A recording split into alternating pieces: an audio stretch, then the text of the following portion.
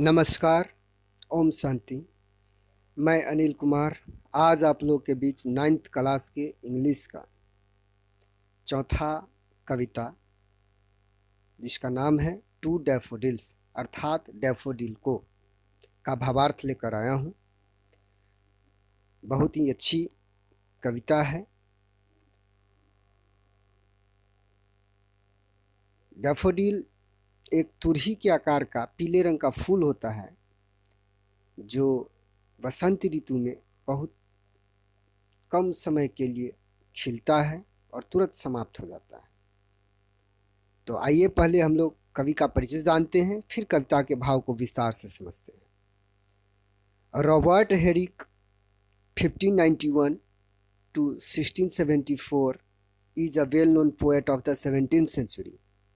Robert Herrick ji का जन्म 1591 ईस्वी में और मृत्यु 1674 ईस्वी में हुआ था। वे 17वीं शताब्दी के एक प्रसिद्ध कवि हैं। His poems have simplicity, lucidity and brevity. उनकी कविताओं में सरलता, सुबोधगम्यता और संक्षिप्तता होती है। This poem to daffodil deals with the perishable nature of daffodils. यह कविता डैफोडिल फूल के जो नश्वर प्रकृति होता है उसका वर्णन करती है। Which ultimately suggests the transitory existence of all human beings. जो अंततः सभी मानव प्राणी के क्षणिक अस्तित्व के बारे में सलाह देती है। Nothing is static in this world. इस संसार में कुछ भी अस्थायी नहीं है। Marked by a note of sadness, the poem has philosophical overtones.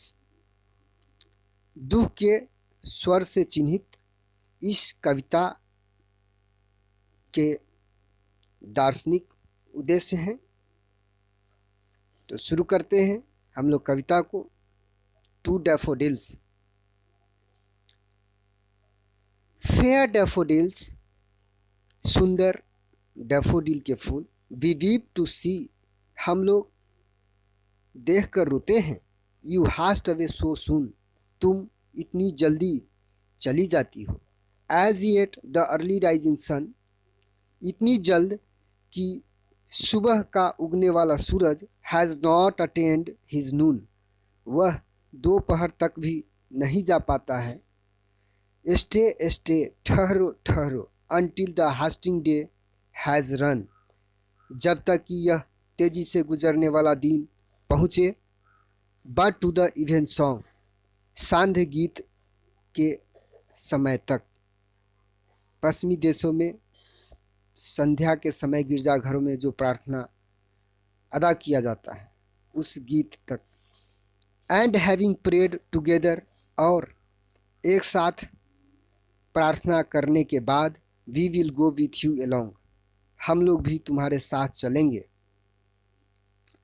We have short time to stay, हमारे पास भी ठहरने के लिए छोटा समय होता है। एज यू, जैसा तुम्हारे पास होता है। We have as short a spring, हमारे पास एक छोटा बसंत होता है।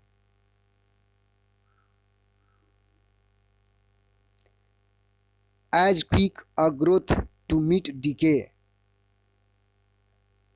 और विकसित होते हैं उतनी ही तेजी से नष्ट हो जाने के लिए। एज यू, जैसा कि तुम।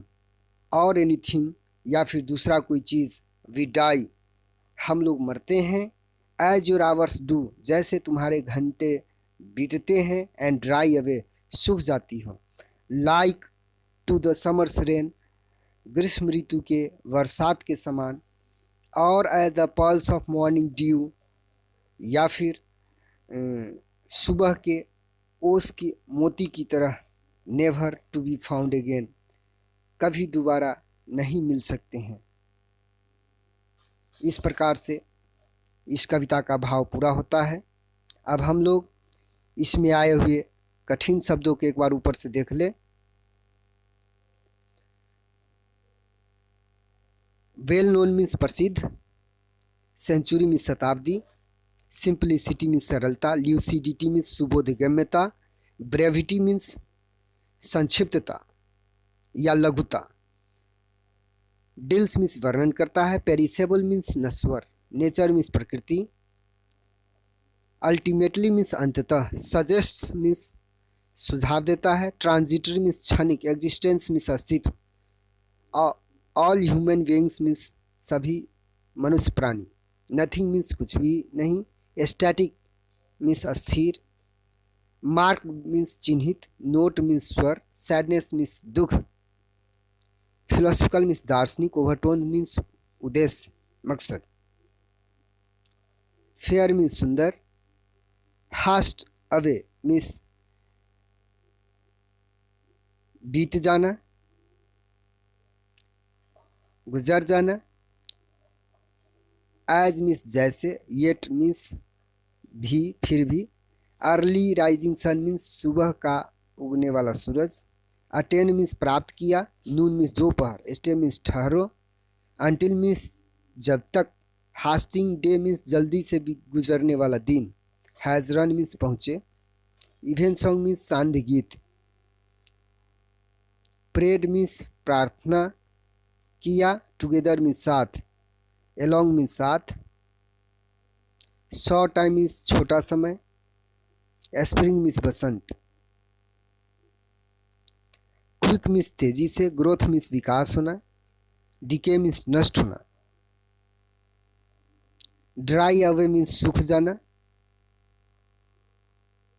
पल्स मीन्स मोती, ड्यू मीन्स ओस, नेवर मीन्स कभी नहीं, फाउंड मीन्स पाना मिलना, अगेन मीन्स दोबारा। और इस प्रकार से हम लोगों ने इसके कठिन शब्दों को भी देखा। आशा करता हूँ यह वीडियो अर्थ के साथ आपको समझ में आ गया होगा। यदि आपको यह वीडियो अच्छा लगता है तो आप अपने दोस्तों के बीच शेयर कर दें, और आप यदि इस चैनल पर नए हैं तो हमारे चैनल को ज़रूर सब्सक्राइब कर लें। मिलता हूँ आपके साथ नए चैप्टर में नए वीडियो के साथ। तब तक के लिए नमस्कार, ओम शांति। आपने इस वीडियो को देखा इसके लिए आपको बहुत बहुत धन्यवाद।